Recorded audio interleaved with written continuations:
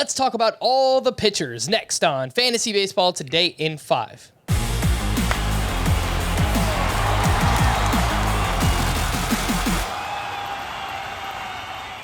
Welcome into FBT in 5. As always, make sure to follow and stream us on Spotify. Today is Thursday, June 16th. I am Frank Sample, joined by Chris Towers.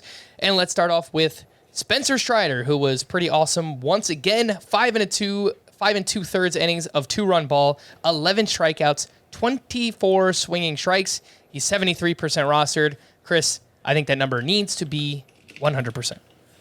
Yeah, there should be 3 digits in that number, and 2 of them should be 0, because that's how hard he throws. Let's go with that. He had 100 miles an hour with his fastball today.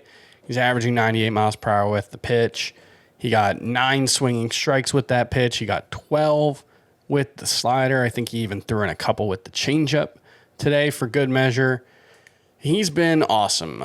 2 or fewer walks in 3 of his 4 starts since joining the rotation. He's got a 37% walk rate for the season, and he's mostly been able to maintain that since moving into the rotation. Now, it's not like he's been going 6-7 innings every time out, so it's fair to wonder, if he has the length to do that, whether, he's only got really 2 pitches that he relies on nearly all the time. So, it's fair to wonder what Spencer Strider's ultimate upside looks like, and that's why he's more of like a top 40-ish starting pitcher rather than a top 35 or top 30 pitcher like he kind of looks.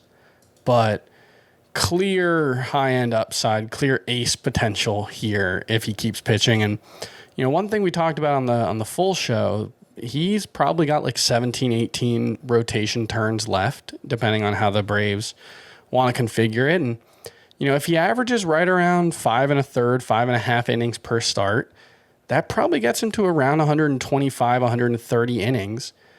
I think that's a reasonable number for a guy that threw around 95 last season. So I don't think we're going to be looking at any real shutdown risk for Spencer Strider. So as long as he's good, he should remain in the rotation. All the more reason to add Spencer Schreider where he's available. Let's talk about a pitcher who made his season debut. Jack Flaherty dealt with a shoulder injury in the offseason, but he did make his debut against the Pirates, where he allowed 4 runs over 3 innings pitched, velocity down a little bit. Chris, what did you see from Flaherty in this start, and would you feel comfortable starting him next week when he has 2 starts? I'm strongly a believer in giving guys a mulligan for their first start coming off the IL, and especially in Flaherty's case, like this was kind of like opening day for him, or maybe even a spring start, because he actually ended his rehab assignment early to make a major league start. So I think in terms of the results, you can very much give him a pass for a sort of middling outing. The velocity on the fastball down 1.4 miles per hour, that's not a great sign. He didn't get a ton of swings and misses.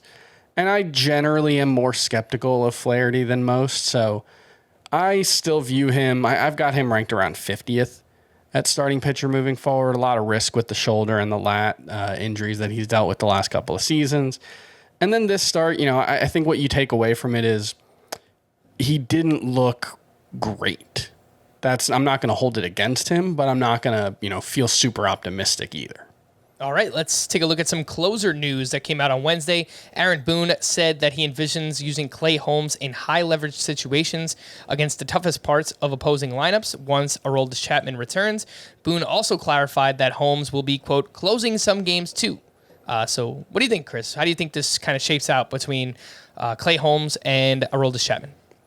Holmes has been so good that it's going to be hard to move him out of the closer's role, but we've seen stretches in the past couple of seasons where Aroldis Chapman has either dealt with injuries or hasn't been as effective, and the Yankees have moved him out of the closer's role for a week, and then they've put him back in. So my guess is that that's what we'll see eventually, but what time frame eventually looks like depends on how quickly Aroldis Chapman can get back up to full health and pitching like himself. I think if Aroldis Chapman's right, he'll probably be the closer more often than not.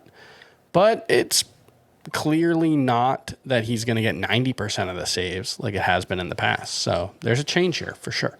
Speaking of changes, the Phillies announced that Corey Knebel has been removed from the closer's role for now, which means Brad Hand and Sir Anthony Dominguez are both expected to see save opportunities moving forward.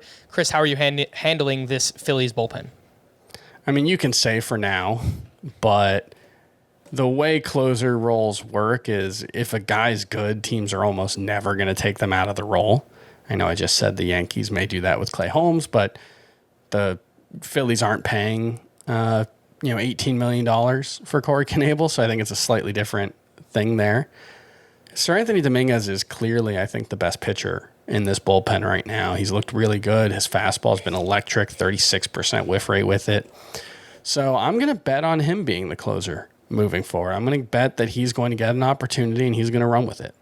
All right. Sir Anthony Dominguez right now on CBS leagues is rostered in just 21% of those leagues. Add him in all categories leagues at least. I don't know about head-to-head points, but categories leagues at the very least. Yeah, so if you need saves, or even if you have Corey Knebel, maybe you want to kind of handcuff him with Sir Anthony Dominguez. For more extensive fantasy baseball coverage, listen to the Fantasy Baseball Today podcast on Spotify, Apple Podcasts, Stitcher, your smart speakers, or anywhere else podcasts are found. And thanks for listening to Fantasy Baseball Today in 5. We'll be back again tomorrow morning. Bye-bye.